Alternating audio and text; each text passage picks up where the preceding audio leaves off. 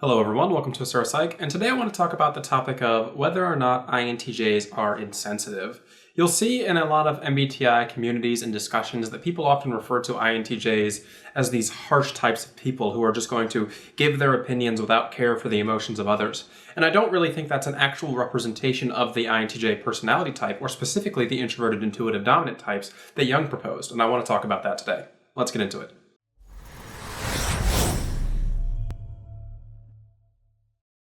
I would like to say that a lot of the information in this video might also be applicable to ISTJs as well, because their thinking and feeling functions are the exact same and in the exact same position compared to the INTJ, so I think a lot of this information could work for them too. So, are INTJs insensitive? Well, I think they have the capacity to be insensitive, but I often find that this is an exception to the rule and not the rule itself. So why aren't INTJs this insensitive type that a lot of people tend to think they are? Well, it's mainly because extroverted thinking is the secondary function and introverted feeling is the tertiary function. And what this means is that these functions don't take up a large majority of the personality as introverted intuition and repressed extroverted sensing do.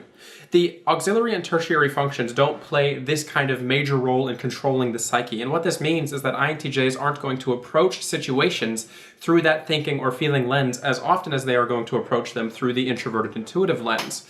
And specifically, introverted feeling for the INTJ is in the tertiary function slot. So it is tertiary, it is neither dominant nor repressed, but it is also not the tool function that they're going to be approaching situations with. So introverted feeling is already this kind of private emotional function, and then it's something that they kind of keep in the back seat, and they don't even actively use in the same way that you're going to see with like an ISFP or an ESFP. So INTJs are going to be the types who keep their emotions really under as much lock and key as they really can. Because introverted feeling is not the repressed function though, you're going to see that this isn't going to be something that's a pressure point the same way it's going to be for a type like the ENTJ or the ESTJ who has repressed introverted feeling, or even the INTP or the ISTP who has repressed extroverted feeling. The types with repressed feeling functions often are the ones who are going to be the most insensitive towards others' remarks and their feelings because they are going to be the types who don't actively pay attention to these types of things. Paying attention to the emotional atmosphere and the values of the room is going to be what is repressed for the thinking dominant types. And this is not the same for the perceiving dominant INTJ or even the ISTJ. These types instead are going to think of the emotional response as a last resort to situations. It's going to be something that if they are going to employ, they're going to have to think it over for a while. It's not going to be a natural response to them. And this is why you often find that INTJs and ISTJs tend to be kind of awkward in the emotional realm. It's something that they're not really sure how to use, and if you approach them regarding their feelings or their morals on a situation, it's going to be something that they're going to have to think over. It's not going to be something they're going to be openly willing to discuss with strangers especially, and it's even going to be hard for friends to get this kind of information out of them. All of that said though, every single type is going to have their pressure points that can cause them to become insensitive.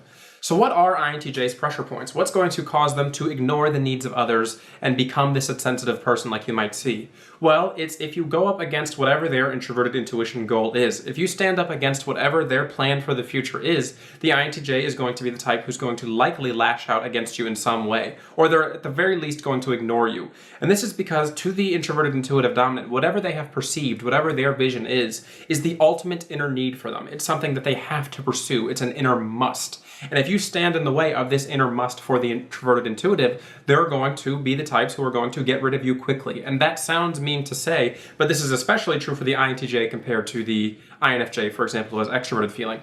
INTJs tend to be exceptionally goal-focused, and if you stand in the way of their goal, then they're going to be insensitive towards you. But the difference is if you don't exist within that realm of their goal, if you're outside of that small bubble of whatever it is they're trying to achieve, the odds are they're going to approach you in a very nice, calm, relaxed, and professional manner. INTJs aren't the types who are going to make mean remarks just for the sake of making mean remarks. I think a better way to describe INTJs instead of insensitive would be to say they are likely to be cold or aloof or unresponsive to emotional situations. And why is this? Well, it's because, again, their introverted feeling is their tertiary function. It's kind of this backseat function that they're not very comfortable discussing. So when they're presented with a situation or an emotional struggle from somebody they know, they are likely going to recognize what it is that the other person wants from that situation, but it's going to be very uncomfortable for the INTJ to try to present this emotional side of themselves. Instead, they're likely going to approach it with an extroverted thinking kind of approach. They want to fix the problem. They're going to try to help this person get through the struggle.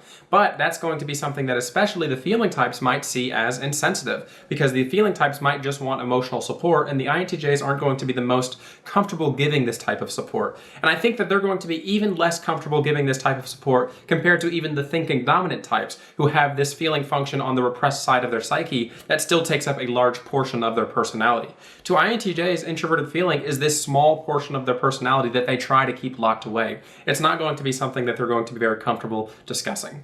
There's also this really common stereotype that INTJs are bad at reading the emotional level of the room or kind of understanding how others feel, and that's actually not the situation with INTJs, at least how Jung kind of proposed the introverted intuitive. The introverted intuitives are actually the best types at reading the emotional situation and the psyche of other individuals. That's what they do best because they are perceiving the outer world inwardly. They are having hunches about the emotional intent and meaning of others. And you can see this when you look at an excerpt from Jung talking about introverted intuition in an interview. For instance, they may come into the presence of somebody they don't know, not from Adam, and suddenly they may have inner images. Now, these inner images may give them a great deal of information about the psychology of that person they have just met. That is typical of cases that often happen. Now, in this, Jung is kind of saying that introverted intuitives really are looking at what the other person is thinking and how they're trying to approach the situation that they're in. The introverted intuitives are always searching for meaning in things like body language, expression, emotion. The difference with the INTJ compared to the INFJ, though, is that the INTJ is going to be unlikely to respond to these perceptions in an emotional manner. This unwillingness to respond to these perceptions that they have in an emotional manner is what gives off the presentation that INTJs are often insensitive. More often than not, you'll find that INTJs actually recognize what it is that the other person needs or wants from a situation. They're just not going to have the emotional comfort in giving that response that that person needs. And that's going to actually make it even harder on the INTJ, because then they're probably going to try and push themselves harder to fix the problem with even more of an extroverted thinking kind of approach, giving them more of a long-term approach, maybe even with introverted intuition, when all the other person wants is likely just some sort of emotional affirmation. But these types of things are quite uncomfortable for the INTJ, and it's going to be hard for a lot of friends or family to really get along with INTJs if they're going to be the types who really need that emotional affirmation. As I mentioned earlier, though, INTJs can certainly become insensitive if something or someone gets between them and their introverted intuitive perception or goal. And this is what's really going to cause the INTJ to go into their little self above others mode when they really are trying to pursue something and something's getting in the way of that. And then you're going to see them recluse further and further into their own shell and become a little bit more selfish. And then if this goes on for too long, if they're unable to achieve what it is that they want to achieve for an extended period of time, this is when you're going to see that the INTJ becomes their most insensitive, when they're going to be quick to abandon the emotions and needs of others.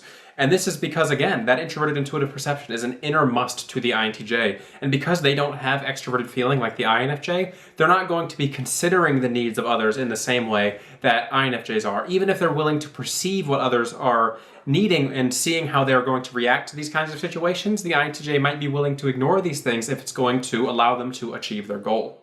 If I approach this from a personal level as an INTJ, I don't really think I have many friends or family who would describe me as insensitive.